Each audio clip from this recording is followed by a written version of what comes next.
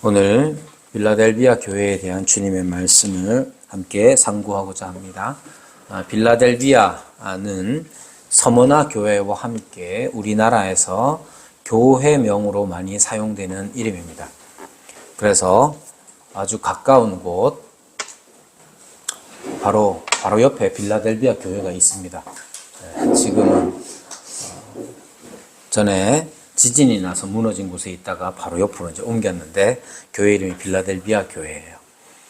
서머나 교회에 대한 설교를 할 때도 언급했지만 이렇게 많이 사용되는 이유는 이 두 교회가 일곱 교회 중에 책망이 나타나지 않은 교회이기 때문에 그렇습니다. 교회의 주가 되시는 우리 주 예수 그리스도께 책망을 받지 않는다는 것, 그것은 어떻게 보면 우리 모두가 소망해야 할 바이지요. 칭찬을 받는 것도 중요하지만 책망받지 않는 일도 중요한 일입니다. 그러니까 우리 교회도 책망받을 부분이 없는지 늘 살피면서 우리의 부족함들을 살피면서 또한 우리의 신앙생활을 해나가야 될 겁니다. 빌라델비아라는 도시는 규모가 작았고 포도를 재배하는 지역으로 포도주의 신 디오니소스, 바쿠스, 로마의 이름으로는 바쿠스라고 하고요. 우리 한국 사람들에게는 익숙한 바카스가 바로 디오니소스에서 온 거죠. 그렇게 이 디오니소스를 숭배하는 곳이었습니다. 말하자면 빌라델비아 교회는 전형적인 농촌 마을에 있던 그런 교회였던 것 같습니다. 이런 교회에 주님은 어떤 모습으로 편지하고 계시는가? 주님께서 일곱 교회에 어떤 모습으로 자신을 드러내시느냐 하는 거 중요합니다. 7절에 보면 거룩하고 진실하사 다윗의 열쇠를 가지신 이 곧 열면 닫을 사람이 없고 닫으면 열 사람이 없는 그가 이르시되 라고 말씀하시죠. 그러니까 이 빌라델비아 교회를 향하여서 주님께서는 첫 번째로 거룩하고 진실하신 분으로 지금 자신을 드러내십니다. 여기에 이 거룩이라는 것은 사실 하나님의 속성이죠. 하나님이 어떤 분이십니까? 라고 하면 좋은 분이다 라고 주로 말을 많이 하지만 가장 대표적인 것은 거룩입니다. 거룩. 여기에 거룩의 기본적인 의미는 구별되었다 라는 거예요. 어떻게 구별되었다 하는 것이 어떤 의미냐 하면 하나님은 우리와 같지 아니하신 분이시죠. 그래서 하나님의 속성을 나타낼 때 거룩하신 분이다 라고 말합니다. 이사야서 40장이나 아니면 하박국서에서도 그렇고 요한복음에서도 마찬가지죠. 그래서 이 거룩하다 하는 이 말 자체는 성경에서 계속해서 하나님에게 붙여진 그런 성품, 속성이었습니다. 그것을 지금 예수님께서 자신을 나타내시는 표현으로 거룩한을 사용하고 있다는 점. 또한 진실되다 하는 이 말은 구약으로는 아멘이라는 뜻이죠. 아멘, 즉 구약의 아멘을 헬라어로 번역한 것이 진실입니다. 즉 참과 사실 그리고 신실하여서 믿음직함을 가리킵니다. 예수님이 어떤 분입니까? 라고 하면 예수님은 아멘이시다 라고 했을 때 그 아멘은 진실되신 분인데 그분은 참되시며 그리고 신실하여서 믿음직하다 하는 것을 나타내는 것이죠. 하나님은 영원히 진실하시다는 것이 시편 146편 6절에 노래하는 것이고 하나님은 이렇게 진실하신 분이시기 때문에 약속한 것을 지키시고 언약에 신실하신 분입니다. 이와 같이 구약에서 아멘이신 하나님에 대하여 말할 때에 그것은 약속한 것을 지키시고 즉 언약에 신실하신 분으로서 하나님을 나타내는 말입니다. 그러면 여기에서 이렇게 하나님이 아멘이시다 했을 때에 이 본문에서 예수님께서 당신을 바로 아멘, 진실되다라고 하는 것은 그리스도께서도 역시 절대적인 참이시며 구약의 모든 내용을 충실히 지키시는 아멘이신 그런 분이시죠. 이렇게 그리스도께서 자신을 거룩하고 진실하다라고 스스로를 나타내신 것은 바로 예수님이, 그분이 바로 하나님이시라는 증거입니다. 그러니까 예수님을 우리가 믿는다라고 했을 때 어떻게 예수님을 믿느냐 하는 것은 바로 예수님이 거룩하고 진실하신 분, 곧 구약에서 유대인들에게, 구약에서 이스라엘에게 하나님으로 나타나신 그분, 아멘으로서 언약에 신실하셨던 그분. 그래서 심지어 언약의 대상자인 아브라함의 자손들이 애굽의 종살이를 할 때조차도 기억하시고 그 언약을 지키시는 그런 신실한 분이 바로 그리스도다 하는 것을 나타냅니다. 우리는 예수님을 그러한 그리스도로 믿는 사람들입니다. 예수님을 믿을 때에 많은 사람들이 예수님을 마치 우리의 우리가 인간으로서 모범적인 삶을 살았기 때문에 인간으로서 따라야 할 모델로서 예수님을 믿고 따르는 이들도 있습니다. 그러나 당연히 그런 면도 있겠지만 더 핵심적인 것은 바로 예수님께서 당신을 거룩하고 진실하신, 즉 하나님으로서 계시하셨다는 점을 우리는 진지하게 고민하고 받아들여야 합니다. 그리스도는 또한 다윗의 열쇠를 가지신 분입니다. 다윗의 열쇠를 가지신 분. 여기에 다윗의 열쇠라는 것이 열면 닫을 사람이 없고 닫으면 열 사람이 없는 그런 열쇠라고 말합니다. 이 열쇠가 언급된 것은 바로 모든 것을 열 수 있고 잠글 수 있는 권세를 가지고 있다는 점을 강조하기 위함입니다. 1장 18절에는 사망과 음부의 열쇠를 가지셨다라고 말씀하기도 하지요. 그러니까 예수님은 어떤 분이시냐면 하나님으로서 생사를 제어하는 권한을 가지신 분임을 나타냅니다. 왜 이것이 다윗의 열쇠냐 했을 때 그것은 이사야 22장 22절에 나와 있는 내가 또 다윗의 집의 열쇠를 그의 어깨에 두리니 그가 열면 닫을 자가 없겠고 닫으면 열 자가 없으리라 하는 이사야 22장 22절의 말씀을 가지고 온 거예요. 가지고 왔는데 물론 더 깊이 들어가면 할 말이 많이 있긴 하지만 핵심은 이겁니다. 핵심은 예수님께서는 절대적인 권력을 진정으로 성취하신 분으로서 바로 하나님이시다 하는 것들을 강조하기 위해서 이렇게 표현하는 것입니다. 그렇다면 이러한 예수님께서 즉 하나님이시자 절대적인 권한, 사망과 음부의 열쇠를 가지셨을 뿐만 아니라 생사를 제어하는 권한을 가지신 그 예수님께서 빌라델비아 교회에게 무엇을 행하시는지를 보십시오. 예수님께서는 빌라델비아 교회에게 무엇을 주느냐 하면 8절에서 주님은 그들에게 열린 문을 그들 앞에 두었다라고 말씀합니다. 열린 문을 그들 앞에 두었다. 볼지어다 내가 네 앞에 열린 문을 두었으되, 여기에 열린 문을 그들 앞에 두었다 하는 이 말씀 자체가 빌라델비아 교회에게 위로나 칭찬이 되어야 하는 거죠. 자, 생각해 보세요. 여러분들이 살아가고 있는데 여러분들 앞에 예수님께서 절대적인 권세를 가지신 하나님으로서 나타나셔서 여러분들에게 내가 너에게 열린 문을 두었다 라고 하면 그게 무슨 위로와 칭찬이 됩니까?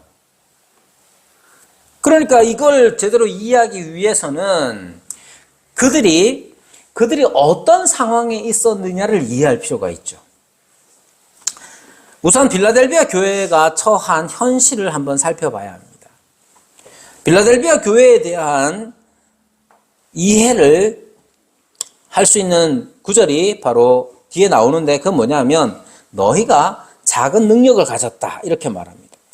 네가 작은 능력을 가지고 있다라는 말이죠.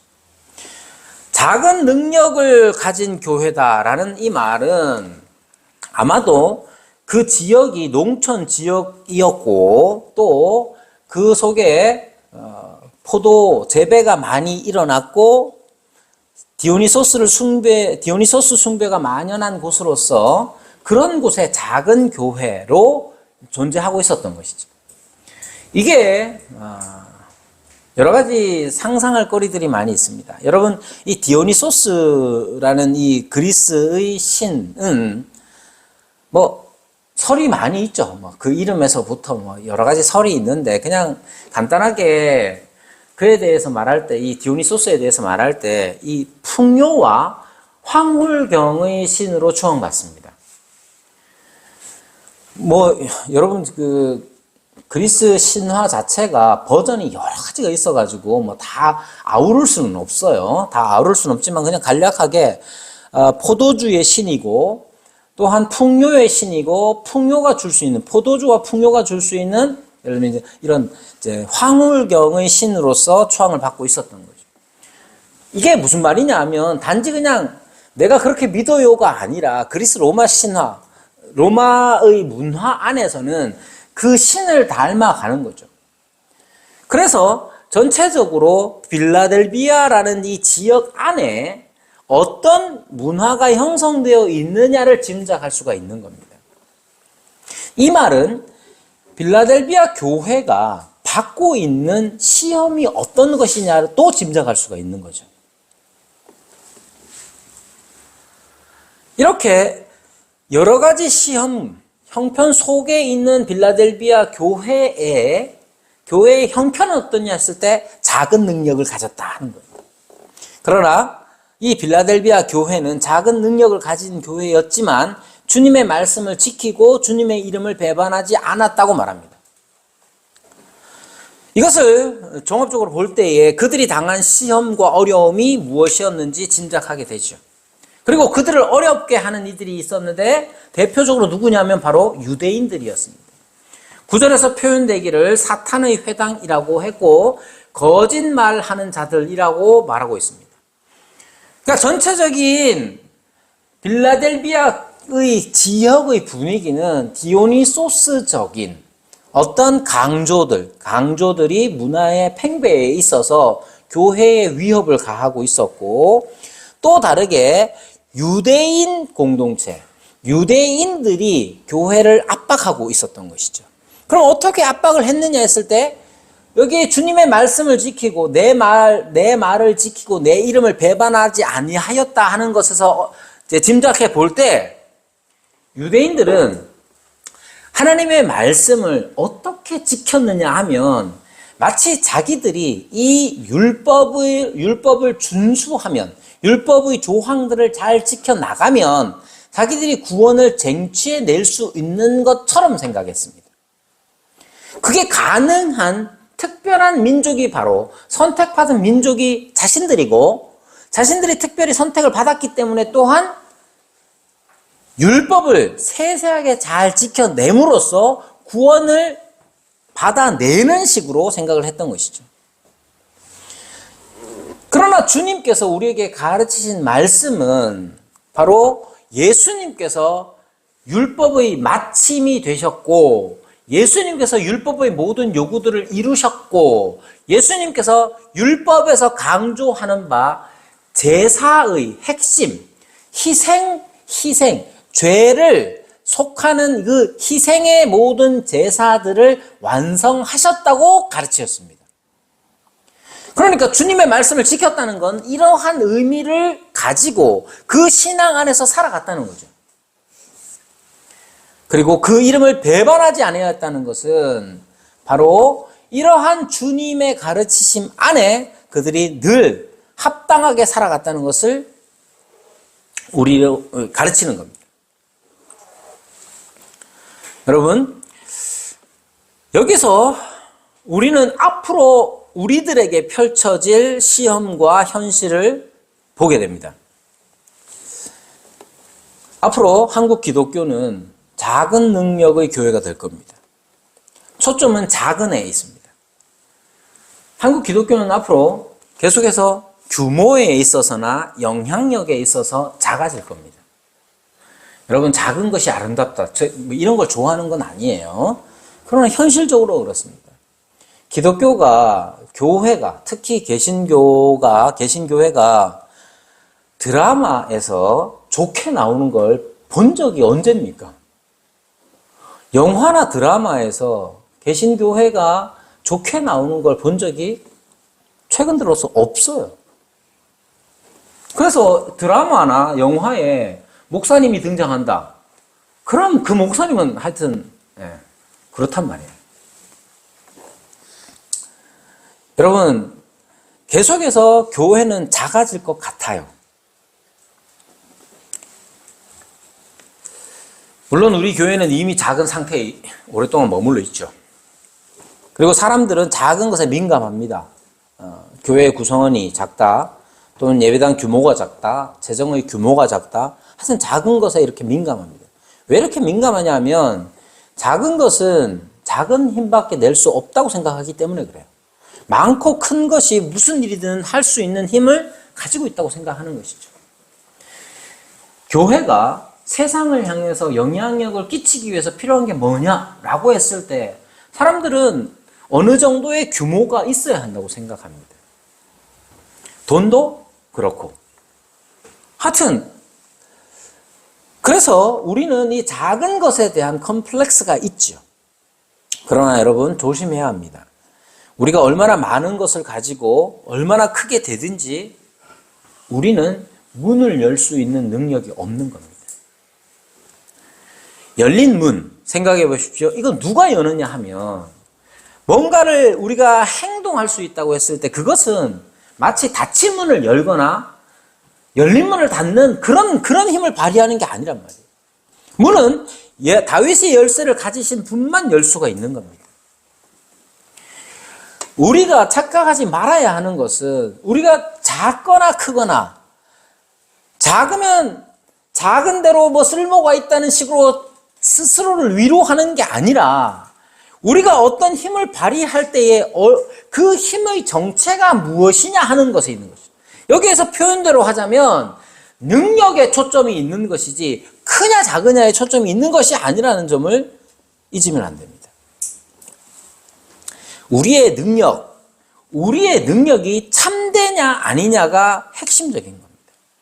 그럼 우리의 능력이란 어떤 것이냐 했을 때 바로 빌라델비아 교회가 보여준 것처럼 주님의 말씀을 지키고 주님의 이름을 배반하지 않는 것, 그것이 우리의 능력이어야 합니다. 여러분, 세상을 변화시키는 능력은 어디에 있습니까? 교회가 좋은 일을 많이 하면 세상이 변화됩니까?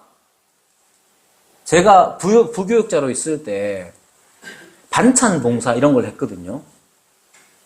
반찬 봉사를 하면 사람들이 감동하느냐, 그런 분을 잘 못 만난 것 같아요. 그럼 어떻게 하느냐 하면 반찬 봉사 하다가 반찬의 수가 줄어들잖아요. 화를 냅니다.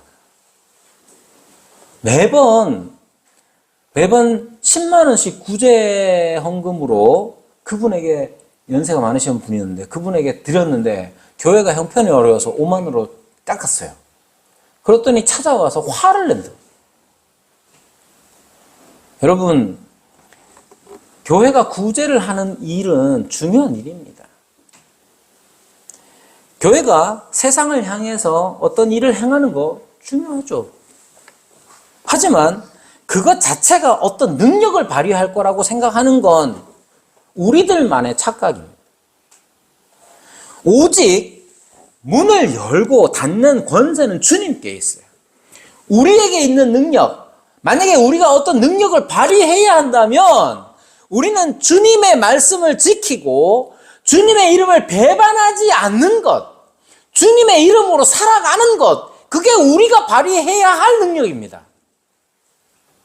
그 속에서 우리는 세상을 향해서 구제도 하고 선행을 베풀기도 하는 것이지, 분명히 선우가 바뀌면 안 돼요.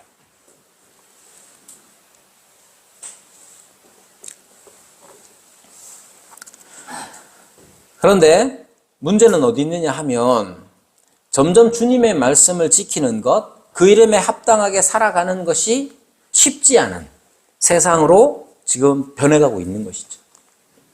여러분, 예수님이 하나님이시며 우리를 위해 육신으로 오셔서 우리 죄를 위해 대속의 죽음을 죽으셨다는 사실, 여러분 믿죠?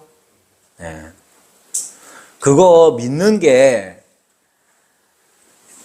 믿는다고 했을 때 그 믿음은 내 인식 정도로 끝나면 안 됩니다. 여러분, 믿는다 하는 말이 신약 성경에 몇 가지로 나옵니다. 그 중에 하나가 뭐냐면 역사적 신앙이라고 일컬어지는 바, 어떤 사실에 대한 인정, 어떤 사실을 그냥 사실로 받아들이는 거, 그게 믿음이냐 했을 때 믿음은 믿음이죠. 이순신이 거북선을 만들었다. 여러 번 말씀드리지만 그거 아무도 본 사람 없지만 다 믿어요. 역사적 사실로 받아들인다고요. 예수님 어떤 분입니까? 마가복음에 나오는 것처럼 거룩하신 하나님의 아들이잖아요. 믿죠? 귀신도 믿잖아요. 귀신의 믿음과 여러분들의 믿음이 다른 게 뭐가 있습니까? 뭐가 달라야 합니까? 그렇게 믿으면 그렇게 살아요. 그게 주님의 말씀을 지키는 거고 주님의 이름을 배반하지 않는 거란 말이에요. 지금 우리를 어렵게 하는 게 뭐가 되느냐 하면 주님의 말씀을 지키는 거, 주님의 이름을 배반하지 않는 거, 이게 우리의 실제의 삶이 되어야 합니다. 여러분, 예수님 믿죠? 예수님을 믿는 믿음 자체가 우리 실제의 삶을 컨트롤해야 되는데, 믿음은 믿음대로 따로 있다고 치고 자기 마음대로 살아갈 때가 많단 말이에요. 그래서 애들이 말 안 들으면 내가 네 아버지 맞냐 물어보잖아요. 맨날 아빠 하면서 말은 안 들어. 그럼 궁금한 게 생기잖아요. 자가 나를 진짜로 아빠로 알고 있나? 여러분, 믿음, 예수님이 하나님이십니까? 믿죠? 예수님이 거룩하시고 진실하시고 다윗의 열쇠를 가지신 분이시고 문을 닫을 권세가 있고 열 권세가 있는 분을 믿죠? 그렇게 사세요. 그게 중요한 겁니다. 말씀을 지켜 사는 거 쉬운, 이 진리의 말씀을 지키는 것, 그렇게 살아가는 것, 어디에서? 세상에서든 교회에서든 살아가는 게 우리가 해야 할 일이고 우리의 능력입니다. 세상 사람들은 우리의 삶을 잘 이해하지 못합니다. 제가 일하는 곳에서 한 2년 동안 목사인 거를 밝히지 않고 그냥 책방합니다 하고 그냥 살았어요. 실제로 책방을 했으니까 그건 거짓말이 아니지. 책방합니다 하고 살았어요. 그런데 이제 다른 목사님이 와서 자기가 목사임을 밝히는 바람에 저도 그냥 그분이 제가 목사인 것도 몰랐지만 목사인 걸 막 그러길래 그냥 저도 그냥 밝혔어요. 최근에 같이 일하는 분이 저한테 제가 목사라는 사실을 얘기하니까 놀라면서 저한테 되묻는 게 뭐냐면 목사님으로 사는 거 힘들지 않냐고. 다른 아주머니도 내가 목사로 그러니까 힘들지 않냐고. 근데 그분이 뭘 그렇게 내가 목사인 걸 뭘 그렇게 힘들지 않냐고 물어보냐면 새벽에 나와서 일하기 때문에 힘들지 않냐는 말이 아니에요. 그분들은 어떻게 생각하냐면 야, 목사니까 다른 사람의 본이 되는 삶을 살아야 하지 않냐. 자기는 원치는 않지만 자기가 예를 들면 흔하게 하는 것 중에 세상 사람들은 특히 남자들은 술 먹는 거 익숙하니까 목사는 술 먹으면 돼요, 안 돼요? 안 돼요. 안 된다고 생각해요. 그러면 물론 된다고 생각하는 사람도 많긴 하더라고요. 어쨌든 술이든 어떤 것이든 간에 목사로서 타인의 모범이 되어야 되니까 자기는 원치 않지만 타인의 모범이 되는 삶을 사는 거 힘들지 않냐 이렇게 묻더라고요. 여러분, 저도 그런 면이 없잖아 있죠.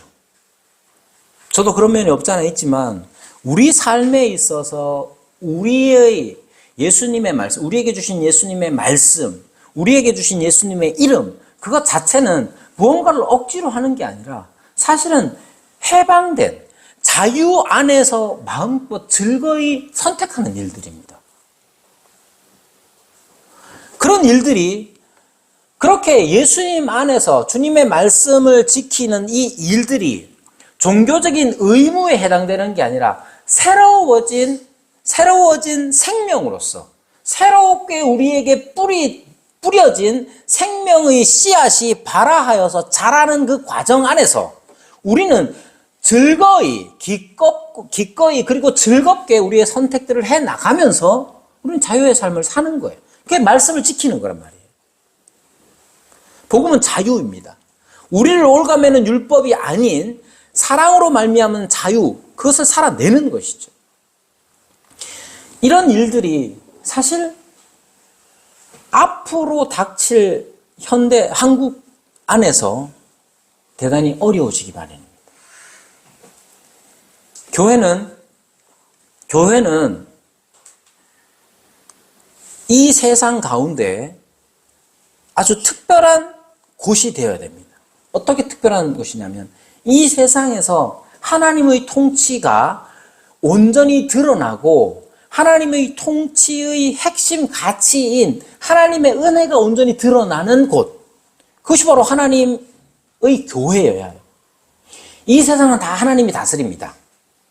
그러나 세상을 하나님이 다스려도 세상 사람들은 하나님의 은혜를 몰라요. 세상에서 하나님의 주권이 미치지 않은 영역은 한 군데도 없어요. 그러나 세상은 하나님께서 다스리신다라고 했을 때 그것을 알지도 못할 뿐만 아니라 하나님의 통치의 가장 중요한 속성인 은혜를 맛보지도 못해요. 교회는 어떻습니까? 교회는 하나님의 통치를 맛볼 수 있는 곳이에요. 우리의 삶이 우리가 교회 안에서의 말과 행동들을 통해서 하나님께서는 우리의 말과 행동이 하나님의 말씀, 그리스도의 말씀을 지키는 것이니까 그 말과 행동들을 통해서 우리는 하나님께서 나를 다스리시고 그 다스리심이 은혜로운 다스리심이라는 것을 경험하는 곳이 교회예요. 그게 중요합니다. 여러 번 강조하여 반복하지만 그래야 천국도 소망할 수 있는 거예요. 그런데 점점 교회가 그러한 장이라는 사실도 잘 모르는 시대를 살아가고 있죠. 여러분, 교회 와서 좋아요? 뭐가 좋은지 한번 생각해 보세요. 교회 오면 규빈이는 좋아? 안 좋을 수도 있어요. 규빈이는 목사님 하도 잔소리를 해가지고 안 좋을 수 있지만 교회에 와서 함께 지내는 것, 교회 와서 우리가 인사를 나누고 함께 밥을 먹고 함께 돌아보면서 하나님의 은혜의 손길을 느끼는 것, 이게 중요한 겁니다. 여러분, 그리스도의 말씀을 지킨다는 게 어떤 의미입니까? 그걸 자꾸 행위적으로 생각해요. 그걸 자꾸만 율법적으로 생각해요. 안 지키면 안 되는 것 정도로 생각한다고요. 그래서 지키면 어떻게 되느냐 하면 지키면 자기 공로로 삼습니다.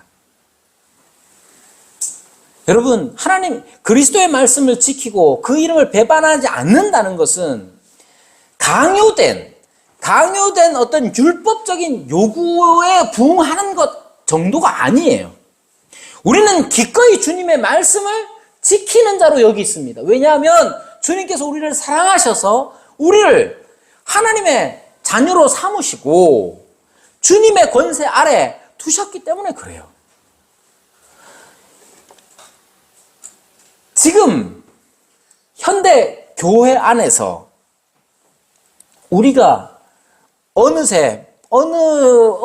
어느샌가 디오니소스적인 가치에 물들어 버려요. 교회를 다니는 것도 자기가 풍요로워지고 자기가 좀 더 즐길 수 있어야 된다고 생각해요. 제가 세상 사람들하고 같이 일하면서 들은 말 중에 충격적인 거. 어쩌다가 이혼하신 분이 이제 커밍아웃을 하게 됐어요. 저 이혼했습니다. 그러면서 하는 말이 편합니다. 편한 게, 그래서 자기는 결혼하고 싶지, 더 이상 결혼하고 싶지도 않고 자기 아들들한테도 결혼할 소리 안 한대요. 여러분, 이혼이라는 무거운 주제로 말씀드려서 그렇지, 편하게 사는 거 다들 우리가 좋아하잖아요. 우리 삶에 우리가 신앙생활하고 살아가는 목적이 뭡니까? 대부분 편하게 사는 것으로 목표를 삼습니다. 그러나 여러분, 주님께서 우리에게 요구하시는 것은 때때로 우리에게 어려움과 시험을 주시는 이유, 목적이 뭐냐 하면 우리로 하여금 그리스도를 닮아가는, 그리스도를 닮게 하기 위해서인 것이죠. 결혼의 목적이 뭡니까? 결혼은 왜 합니까? 그리스도께서 우리에게, 하나님께서 우리에게 결혼하라고 하신 것은 우리로 하여금 나와 다른 사람과 살며 성숙을 이루라는 거예요. 내가 아이들을 넷이나 낳았지만 애들이 다 말 잘 듣느냐? 비교적 잘 듣는 편입니다. 근데 속도 많이 썩이죠. 근데 그런 애들을 낳아서 기르는 이유가, 목적이 뭐냐? 나를 하나님께서 빚으시기 위함입니다. 우리가 때때로 시험을 만나기도 하고 어려움과 환난 속에 처하기도 하죠. 왜 주님께서는 그렇게 하시느냐? 우리로 하여금 그리스도를 닮아가게 합니다. 이 점이 중요합니다.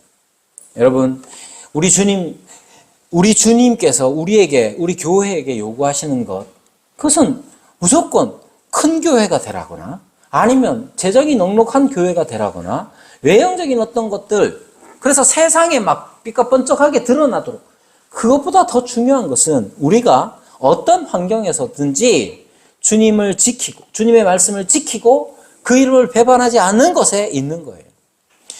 이렇게 주님의 말씀을 지키고 주의 이름을 배반하지 않는 일은 쉬운 일이 아니죠. 그럴 때 어떻게 합니까? 주님께서 열린 문을 두십니다. 여기에 열린이라는 그 이미지를 생각해 보세요. 우리가 어려움을 당하면 우리는 열린 문을 통해서 주님께서 피할 길을 내신다 하신 말씀처럼 우리가 시험을 당할 때에, 어려움을 당할 때에 우리 주님은 피할 곳을 열어주시죠.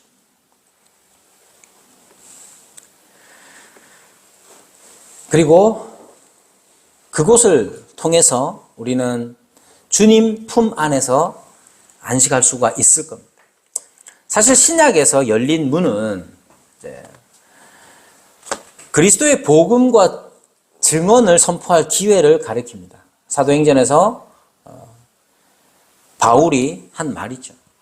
고린도전서 16장 9절이나 고린도후서에도 나오는 말씀이죠. 여러분, 그래서 이 열린 문을 두셨다는 것 안에는 이러한 이중적인 의미가 다 있습니다. 우리가 빌라델비아 교회가 그 지역에서 그 지역 문화나 유대인 공동체를 통해서 어려움을, 시험과 핍박을 받고 있을 때에 주님께서는 열린 열린 문을 보여주십니다. 그 말은 우리 주님께로 피할 수 있도록 해주신다는 것일 뿐만 아니라 그들이 그 속에서 살아가면서, 빌라델비아라는 곳에서 살아갈 때에 그들에게 진정한 위로가 되는 것이 무엇인지 다시 생각합니다. 신약에서 열린 문 자체가 복음을 증언할 기회로 사용된 것처럼 그런 상황 속에서도 주님께서는 사람들, 즉 자신들을 핍박하던 사람들을 들어오게끔도 하시는 거죠.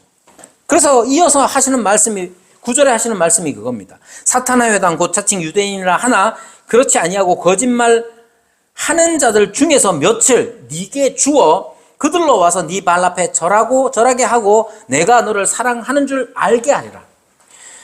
아주 간단하게 말하면 결국 우리 주님께서는 사탄의 회당과 같은 그 유대인 공동체에서 며칠 그리스도인이 되게 하신다는 거예요. 사실 이들이 당하는 어려움은 유대적이지 않기 때문이었습니다. 유대인들은 예수님을 믿는 무리들을 향해서 진리를 배반한 자처럼 핍박했습니다. 그러나 참된 진리, 참 진리, 진리는 어디에 있느냐면 바로 그리스도께 있었던 것이죠. 그래서 그들이 다시 돌아와서 교회 앞에 절하게 된다고 말합니다. 그리고 내가 너를 사랑하는 줄 알게 하리라. 여기에 나는 바로 예수님인데 이분은 어떤 분이냐 하면 7절에서 말하는 것처럼 하나님이시고 절대적인 권세를 가지신 분이죠. 유대인들은 예수님은 그러한 하나님이시라는 사실을 믿지 않았습니다. 그러나 이제 믿게 한다는 거예요. 그런 일들이 일어나면 결국 이 열린 문이라는 것이 두 가지 의미를 다 가지고 있는 것이죠. 주님께로 핍박을 받고 시험을 당하며 어려움을 당하는 이들이 주님께로 피할 수 있도록 주님께서는 당신을 열어주실 뿐만 아니라 그들이 자기들이 믿는 믿음 때문에 그토록 어려움을 당하는데 그들이 위로를 받는 게 뭐냐 하면 바로 유대인 공동체, 사탄의 회당과 같은 그곳, 거짓말하는 자들, 그들이 자기들에게 와서 자기들의 믿는, 교회가 믿는 바, 예수님이 하나님이시라는 사실 앞에 엎드리게 되는 놀라운 역사를 경험하게 되는 거죠. 이만큼 위로가 되는 게 또 어디에 있겠습니까? 여러분, 우리가 신앙생활 하면서 이 빌라델비아 교회를 더 묵상하며 또 잘 배울 수 있으면 좋겠습니다. 빌라델비아 교회는 작은 교회였던 것 같습니다. 그러나 그들의 능력은 그들의 규모, 크기에 있는 것이 아니라 그들이 주님의 말씀을 지키고 주님의 이름을 배반하지 않는 것에 그들의 능력이 있었음을 기억해야 합니다. 주님께서는 그들이 어려움을 당할 때 열린 문을 그들 앞에 두시고 그들로 하여금 참된 피난처가 되어주시고 그뿐만 아니라 그들이 믿는 믿음이 참 진리인 것을 유대인들이 돌아오는 일들을 통해서 그들에게 확증하여 주십니다. 우리도 그런 게 필요하죠. 여러분, 앞서 말씀드렸지만 교회는 앞으로 점점 더 약해질 겁니다. 그 약하다 하는 것은 누가 그러더라고요. 지금 우리 눈에 보이는 대형 교회들 있잖아요. 주님이 오실 때까지 대형 교회일 겁니다. 왜냐하면 자체적으로 돌아가는 게 있어서 잘 안 빠져요. 웬만하면.